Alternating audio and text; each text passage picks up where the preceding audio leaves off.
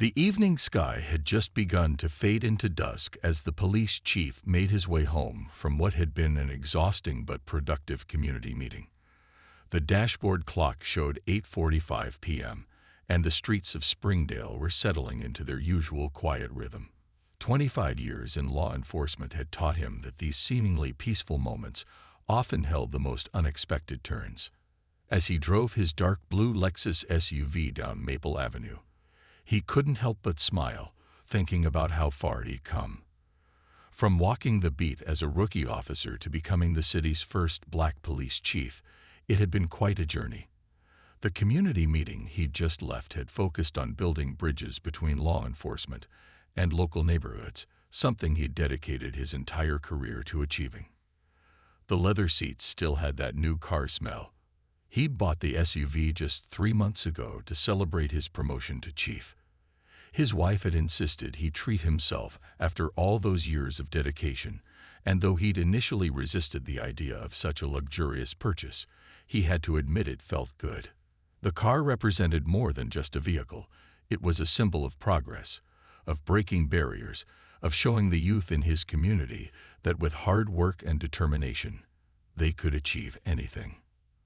The spring air was crisp, and through his slightly opened window, he could smell someone grilling in their backyard. His thoughts drifted to dinner. He'd promised his wife he'd pick up takeout from their favorite local diner, a small compromise after missing family dinner for the third time this week. The job of a police chief never really ended, especially when you were determined to make real change in the community. He adjusted his tie, still dressed in his formal uniform from the meeting. The weight of his badge felt particularly heavy tonight, perhaps because of the passionate discussions of the community forum about police accountability and community trust. As someone who'd experienced both sides of the badge, as a black man and as a law enforcement officer, he understood the complexities better than most. The streetlights cast long shadows across the road as he turned onto Oak Street, the main thoroughfare that would take him home. In his rearview mirror, he noticed the usual evening traffic, a few cars heading home from late shifts, a delivery truck making its final rounds, and a patrol car from the neighboring jurisdiction of Millbrook, following at a distance that seemed just a little too close for comfort. Years of experience had taught him to trust his instincts, and something about this felt different. He checked his speedometer, exactly at the limit. His registration was current, lights all working. He checked them religiously, and yet, that familiar knot in his stomach began to form. The same knot he'd felt countless times before he pinned on the badge, the one that reminded him that sometimes, no matter your position or achievements, some people only see what they want to see. He took a deep breath and continued driving, maintaining his speed and position. Through his side mirror, he watched the patrol car edging closer, its headlights growing larger in his mirrors. The chief's hands instinctively adjusted on the steering wheel, muscle memory from decades of training other officers on proper traffic stop procedures. The irony wasn't lost on him. What happened next would not just affect him, but would ripple through both departments and ultimately change the way two cities approached law enforcement. But for now, as the red and blue lights suddenly illuminated his rearview mirror, he was simply a black man being pulled over on a quiet Thursday evening, about to give one officer an education that no police academy could provide. The patrol officer from Millbrook had been having what he considered a quiet night. Too quiet, in his opinion. 6 hours into his shift, he'd only handed out 2 speeding tickets and given 1 warning for a broken taillight. As he cruised through his assigned sector, his attention was drawn to the dark blue Lexus SUV that had just turned onto Oak Street. Something about the vehicle caught his eye. Maybe it was how the driver sat too perfectly straight, or perhaps it was just that the car seemed too nice for this part of town. At least, that's how he would later try to justify his actions to his supervisor. In reality, his next decisions would reveal biases he didn't even realize he carried. The officer began following the SUV, keeping 3 car lengths behind. He ran the plates through his system. Everything came back clean, registered to an owner in Springdale. Still, he couldn't shake what he called his officer's instinct, though more experienced officers would later point out that instinct and prejudice can sometimes be confused for one another. Inside his patrol car, the officer adjusted his body camera and straightened his uniform. He'd been on the force for just under 4 years, and like many younger officers, he was eager to prove himself. His department had recently been pushing for more proactive policing, a term that sometimes led to overenthusiastic enforcement. As he followed the SUV, he began mentally rehearsing his approach. He'd done dozens of traffic stops before, but something felt different about this one. Maybe it was the way the SUV maintained perfect speed, never going even 1 mile over the limit. To him, it seemed almost too perfect, too cautious. In his mind, this was suspicious behavior, though he'd struggle later to explain exactly why. The street lamps cast alternating patterns of light and shadow across both vehicles as they moved through the quiet neighborhood. The officer noticed how the SUV signaled at exactly the right distance before each turn, how it stopped completely at every stop sign. Instead of recognizing this as the behavior of a conscientious driver, he saw it as someone trying too hard not to attract attention. Making his decision, the officer reached for his light bar control. In the report he would write later that night, he would struggle to articulate his probable cause. The best he could come up with was suspicious driving patterns, a phrase that would later become a point of intense discussion in department meetings. He flipped on his lights, and the SUV responded exactly as it should, signaling and pulling over smoothly to the right side of the road. The driver positioned the vehicle perfectly, far enough over to ensure officer safety, but not so far as to seem evasive. Again, textbook behavior that the officer somehow found suspicious. As he called in the stop to dispatch, the officer didn't notice the subtle details that should have given him pause. The professional way the SUV had pulled over, the driver's hands already visible on the steering wheel, the calm and practiced manner of someone who knew exactly how traffic stops should be conducted. These were the behaviors of someone intimately familiar with law enforcement procedures, but the officer was too focused on his preconceptions to recognize these signs.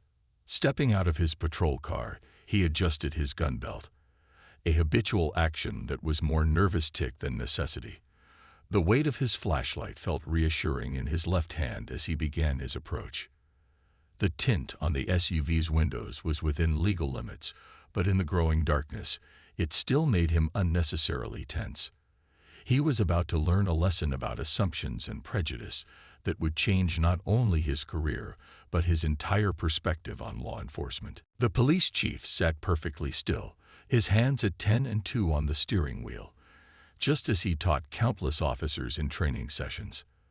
The red and blue lights painted shifting patterns across his rearview mirror, a sight he was used to creating, not experiencing. 25 years of law enforcement experience were telling him exactly what was about to happen. His mind raced through a mental checklist. Registration in the glove compartment, insurance card in his wallet, badge and ID readily accessible. But years of being a black man in America had taught him another checklist, one he'd hoped his position as police chief would have made unnecessary by now. Keep your hands visible. Move slowly. No sudden movements. Speak clearly and calmly. Through his side mirror, he watched the approaching officer's body language. The slightly aggressive stance, the hand casually resting near the weapon, the flashlight beam that seemed to sweep his car more thoroughly than necessary. He'd seen it all before, both as an observer and, in his younger days, as the subject of such stops. The tightness in his chest wasn't from fear, it was from disappointment. Here he was, hours after leading a community meeting about building trust between police and citizens, about to experience firsthand why such meetings were still necessary. The irony would have been amusing if it wasn't so frustrating. He could feel the weight of his badge in his breast pocket, right next to his heart. That badge had been a source of pride, a symbol of progress. Now it would serve as a tool for education, though not in the way he usually used it. The chief took a slow, deep breath, the same calming technique he taught his officers to use in tense situations. In his mind, he began preparing for what would come next. Not just the immediate interaction, but the larger opportunity it presented. This wouldn't be just another traffic stop.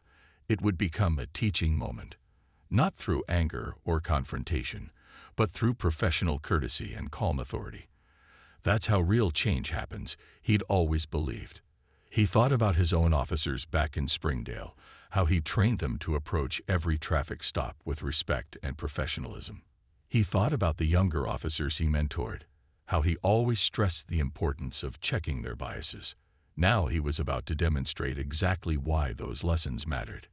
The sound of boots on pavement grew closer. The chief noticed how the officer's flashlight beam lingered on his hands, then swept across the luxury interior of his SUV. He recognized the assumptions being made. He'd seen them play out countless times before. But this time, he was in a unique position to challenge those assumptions.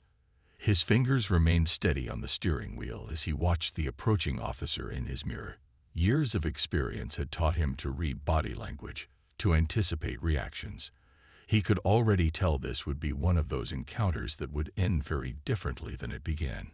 The chief's mind was already moving beyond this moment, thinking about how to turn this interaction into something constructive, not just for this officer, but for both departments. Sometimes the best lessons came from unexpected places, and he was about to deliver one that this young officer wouldn't soon forget. As the officer reached the driver's side window, the chief maintained his calm demeanor. He'd faced situations far more dangerous than this, but few that carried such potential for meaningful change. Sometimes, the quietest moments could spark the loudest conversations about justice and equality in law enforcement. The flashlight beam swept across the interior of the SUV one more time before settling uncomfortably on the chief's face. The patrol officer's voice carried that artificial authority that newer officers often use when they're trying to sound more confident than they feel. "License and registration," the officer demanded, not even bothering with the customary "good evening." His tone was sharp, almost accusatory, as if he'd already decided something was wrong. The chief noticed how the officer stood slightly behind the doorframe, a textbook position he'd taught numerous times in training sessions. Through the glare of the flashlight, the chief could see the officer's free hand resting near his weapon, a subtle gesture that spoke volumes about preconceptions and fear. The chief felt a familiar weight in his chest, not from fear, but from the responsibility of what he was about to do. "Officer," the chief responded, his voice steady and professional. "I'm going to reach for my credentials very slowly. They're in my breast pocket." He narrated his movements just as he trained countless officers to ask civilians to do. The irony wasn't lost on him. The officer shifted his weight impatiently, the beam of his flashlight never wavering. "Just hurry up and get them," he said, breaking protocol by rushing the driver's movements, another mistake that would become a teaching point later. As the chief carefully reached for his pocket, he noticed the officer's body language tense up even more. Years of experience had taught him to read these subtle signs, to understand the unspoken language of fear and authority. He moved with deliberate slowness, making sure every motion was clear and visible. The leather credential wallet felt familiar in his hands. He pulled it out thousands of times before, but never quite like this. As he opened it, the gold badge caught the flashlight's beam, throwing back a reflection that made the patrol officer blink. The change in the officer's demeanor was instant and dramatic. The flashlight beam wavered, then dropped slightly. The hand near the weapon relaxed and fell to his side. The artificial authority in his voice evaporated, replaced by genuine surprise and confusion. But the officer stumbled over his words, suddenly recognizing not just any police badge, but the distinct markings of a chief's badge from the neighboring jurisdiction. The flashlight beam now showed the chief's perfectly pressed uniform, the insignias of rank clear and unmistakable. The chief kept his voice level, professional, but firm. "Officer, I'm the police chief of Springdale." He paused, letting that sink in. "And I'd like you to call your supervisor to this location." It wasn't a request, despite his calm tone. The officer's posture had completely changed now. Gone was the aggressive stance, replaced by uncertainty and growing realization. His flashlight hand dropped further, no longer shining directly in the chief's face. The swagger had vanished, replaced by the dawning understanding that this routine traffic stop had just become anything but routine. The night air felt heavier somehow, charged with the weight of what was unfolding. Crickets chirped in the background, oblivious to the dramatic shift in power dynamics that had just occurred. A car passed on the other side of the road, its headlights briefly illuminating both men's faces, one showing controlled authority, the other showing growing comprehension of his serious error in judgment. The officer's radio crackled as he reached for it, his hand slightly shaky now. The chief watched in his side mirror as the young officer stepped back slightly, preparing to call his supervisor. This moment would mark a turning point not just in this officer's career, but in how both departments approached training and accountability. The police chief maintained his calm demeanor as he watched the young officer fumble with his radio, calling for his supervisor. The night had grown quieter, as if even the crickets were waiting to see what would happen next. In his 25 years of law enforcement, the chief had learned that these moments, these uncomfortable silences, were when real change could begin. Dispatch. The officer's voice cracked slightly as he spoke into his radio. I need a supervisor at my location. He glanced nervously at the chief's vehicle, then added, priority. The word hung in the air between them, heavy with meaning. The chief took this moment to reach slowly for his cell phone, speaking clearly as he did so. Officer, I'm going to document this interaction. It wasn't a threat, but a professional courtesy, one that made the young officer shift uncomfortably where he stood. While they waited for the supervisor, the chief began pulling out his other credentials with measured movements. His police ID, his driver's license, his vehicle registration. Each document placed carefully on the dashboard. He taught his own officers about the importance of transparency, and now he was demonstrating it firsthand. Time seemed to stretch as they waited. The officer stood awkwardly by the car, no longer shining his flashlight into the vehicle, his earlier bravado completely deflated.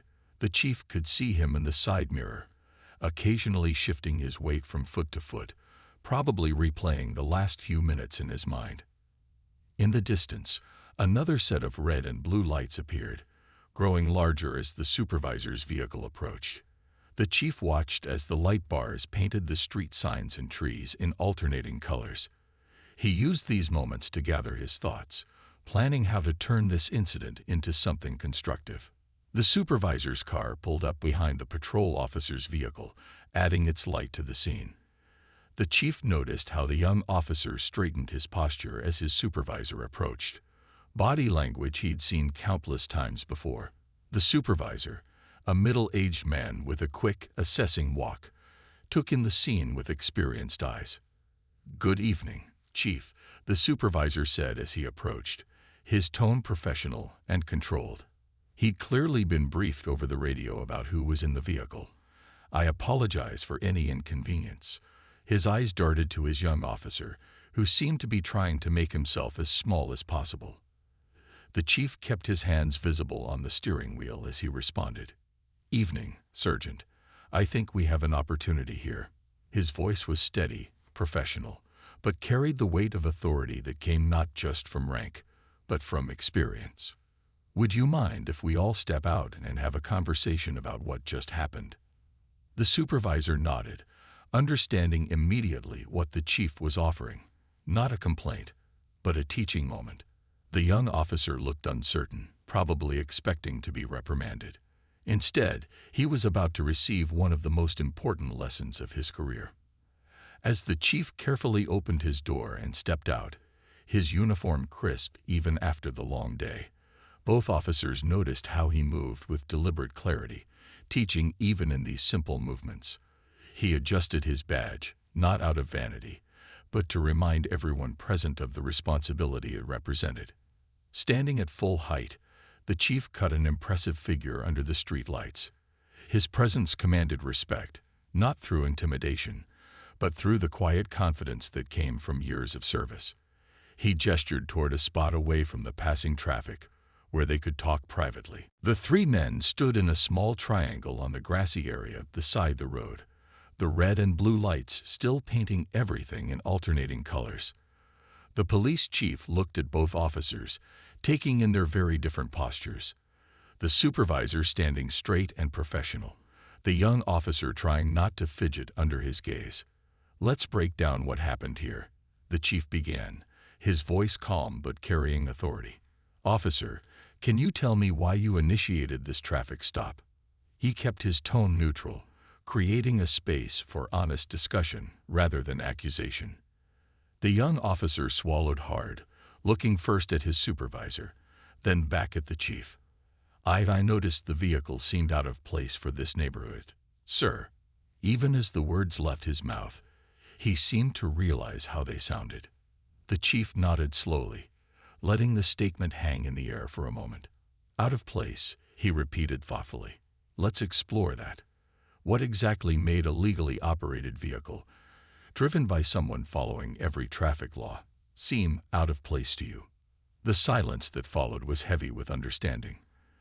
The young officer's face showed the dawning realization of his own biases. The supervisor shifted uncomfortably, knowing this conversation would have lasting implications for his department. "I've been where you are," the chief continued, his voice softening slightly. "I've made traffic stops, felt that gut instinct you talked about. But tonight, I want you to understand what it feels like to be on the other side." He gestured toward his SUV. "I'm a police chief, in uniform, and your first instinct was still to approach with your hand near your weapon. Think about that." The young officer's eyes widened slightly as the chief described the approach from his perspective. The supervisor nodded slowly, taking mental notes for future training sessions. "When you illuminated my vehicle," the chief went on, "you saw a man in a suit, in a well-maintained vehicle, following every traffic law. But something made you suspicious. I want you to really think about what that something was." The night air felt thick with tension as the chief's words sank in. A car passed by slowly, its driver curious about the three uniformed men having what appeared to be an intense conversation under the flashing lights. "This isn't about shame or punishment," the chief explained, looking both officers in the eye. "This is about growth. About understanding that officer instinct needs to be balanced with self-awareness. Every traffic stop, every interaction, carries the weight of our department's reputation and the public's trust." The supervisor stepped forward slightly. "Chief, I apologize for this incident. I assure you it will be addressed in our department." But the chief held up a hand gently. "Instead of just addressing it, let's use it," he suggested. "I'm willing to work with your department. Let's turn this into a training opportunity. Real examples, real consequences, real change." His voice carried the weight of someone who had seen both sides of this issue throughout his career. The young officer, who had been quiet for several minutes, finally spoke up. "Sir, I never thought about it this way before." His voice was quiet but sincere. "I always believed I was just doing my job, being proactive." The chief nodded understandingly. "That's exactly why we need to have these conversations. Being proactive is good, but we need to examine what drives our decisions. Every time we activate those lights," he gestured to the still flashing patrol cars, "we're not just making a stop. We're either building or eroding public trust." The flashing lights from the patrol cars continued to illuminate the scene as the chief systematically broke down every aspect of the traffic stop. His voice remained steady and professional, turning the roadside into an impromptu classroom. "Let's review the approach," he began, gesturing to where the young officer had stood earlier. "Your hand was on your weapon before you even reached my window. What message does that send to a driver who's done nothing wrong?" He paused, letting the question sink in. The young officer's face showed a mix of embarrassment and understanding. "I was taught to always be ready for anything," he responded quietly. The chief nodded, acknowledging the comment. "Officer safety is crucial," the chief agreed, "but there's a difference between being prepared and being prejudiced. When I train my officers, I tell them to watch a driver's actions, not make assumptions based on appearance. The supervisor pulled out his notepad, writing quickly as the chief spoke. This wasn't just about one traffic stop anymore. It was about changing department procedures. The scratching of his pen against paper was the only sound besides the distant traffic and the idle hum of the patrol cars' engines. Your approach was aggressive, the chief continued. Your tone was confrontational from the start. No greeting, no explanation for the stop. He turned to the supervisor. These are the small things that create big problems in community relations. A passing car slowed down, the driver curious about the three officers in serious conversation. The chief waited until it passed before continuing, aware that this moment would ripple far beyond this quiet street corner. "Here's what I propose," the chief said, his voice taking on a tone of solution rather than criticism. "I want to implement joint training sessions between our departments. Real scenarios, real discussions about bias and procedure." He looked at both officers. "We use body camera footage from actual stops to show what works and what doesn't." The supervisor straightened up, seeing the opportunity being offered. "That would be invaluable, Chief, especially coming from someone who's experienced both sides of this issue." The young officer, who had been quiet for a while, finally spoke up. Could you tell us about other times you've been stopped before you were chief?" His voice carried genuine curiosity, showing the first signs of real understanding. The chief looked at him thoughtfully, appreciating the honest question. "That's exactly the kind of discussion we need to have. When officers understand the impact of their actions from multiple perspectives, it changes how they approach their duties." As they talked, the chief noticed how the young officer's defensive posture had gradually relaxed. Learning was replacing fear, understanding was replacing assumption. This was how real change happened, not through harsh punishment, but through honest conversation and shared experience. "Your body camera was on during this stop," the chief noted. "With your permission, I'd like to use this footage in our joint training sessions. Sometimes the best lessons come from our most uncomfortable moments."